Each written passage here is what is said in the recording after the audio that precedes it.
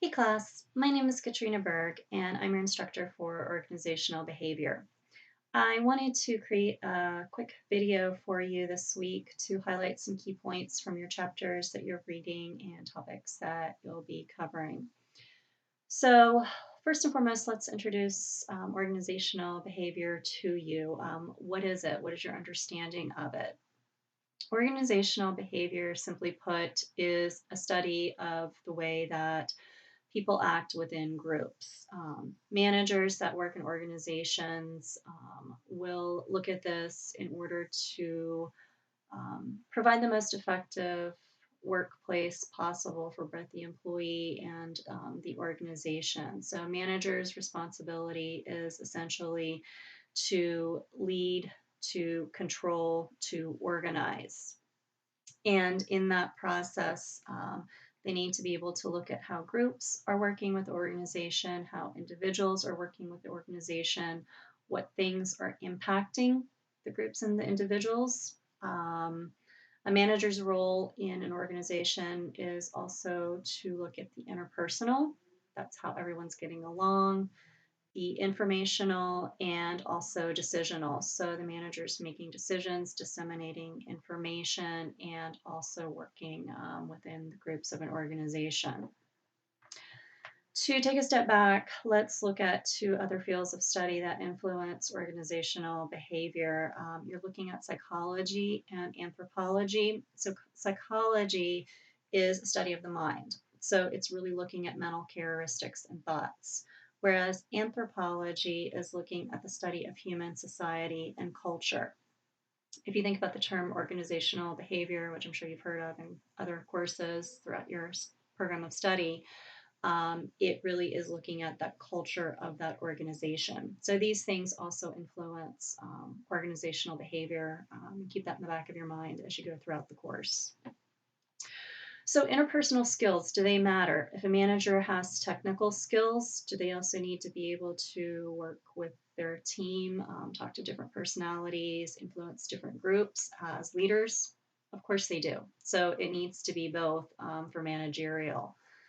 As we're talking about some of the challenges and opportunities in organizational behavior, you're looking at challenges such as the economy, what's happening with that for the business and for the individual. Things might be tight at home, or if it's a really good economic year, season, then you might be thinking about a raise potentially for the employee, or the employee is expecting a raise.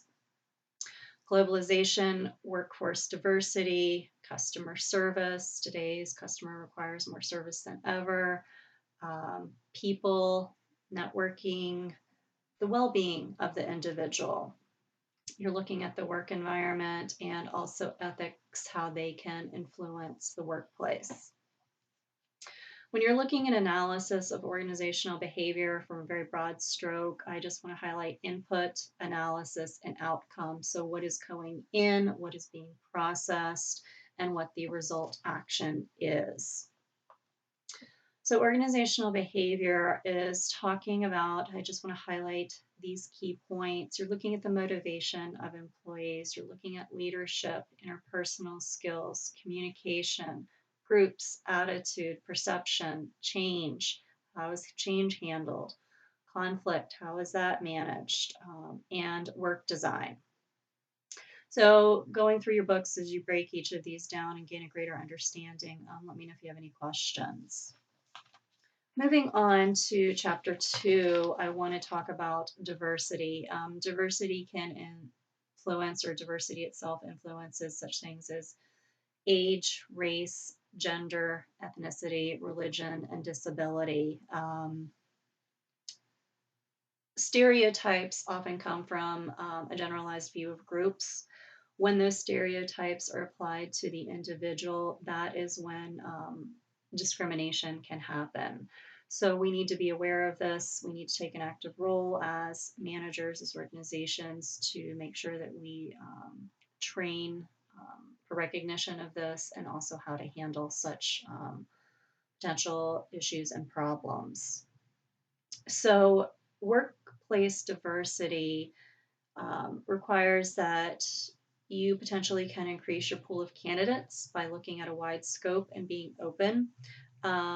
But when you're looking at a wide scope of individuals and personalities and needs, essentially, you can also have miscommunication happen in the workplace. So, this is again a challenge to be aware of and something to work towards as a manager, as an organization. Let's talk about intellectual and physical abilities. Intellectual ability, of course, is your ability to mentally perform a task. Um, this is reasoning, thinking, and problem solving. So, again, intellectual ability is your ability to think, reason, and problem solve. Physical ability is your ability to complete physical tasks. Your book gives you more information about this, but I just want you to be aware of those two differences and how they are part of the workplace. Um, Effective diversity management, you're looking at, as I mentioned before, being sensitive and aware of what diversity means and what discrimination can be. You're looking at groups, you're looking at ensuring there is diversity, and you're looking at ensuring that there are effective programs in place um, for the staff and for the organizational structure itself. Let's talk about attitude and job satisfaction. So, job satisfaction is really looking about if you're happy with what you're doing. There's a lot that can impact this. It can include work, the work itself that you're doing, the pay, your ability to be promoted, supervision, who's supervising you, do you get along with them? What's your own personal style of supervision preference, to be left alone or to have someone more hands-on work with you. Coworkers, who's working with you? Who do you interact with daily? Is it a good relationship? Is it not a good relationship? And then the overall component of those can all impact your job satisfaction. When we're looking at attitude, an attitude really is an evaluative statement or judgment concerning objects, people, or events. So, when this is taking place in the workplace, you're looking at three specific areas, one being cognitive, two being affective, and three being behavioral. There's more in your books about this, but again, I just want to mention that attitude and the three components of that. Attitude links to behaviors, and there's some studies that say behaviors come before attitudes and how those can influence each other. Just understand and be aware there's a relationship there. Your book has more. Again, if you have questions, feel free to ask me about that. There are 4 employee responses to job dissatisfaction. Those include exit, voice, loyalty, and neglect. So, someone is unhappy, they are likely to leave the company. Um, Someone that has a voice will perhaps say something or try to improve what's happening within the company. Loyalty is sort of, I'm going to stick with the company and see if things change. And neglect is where the job performance goes downhill based on that job satisfaction. Maybe they're not paying as much attention as they should for what they're doing. So, those are your highlights for the week, class. Let me know if you have any questions, and thanks for listening.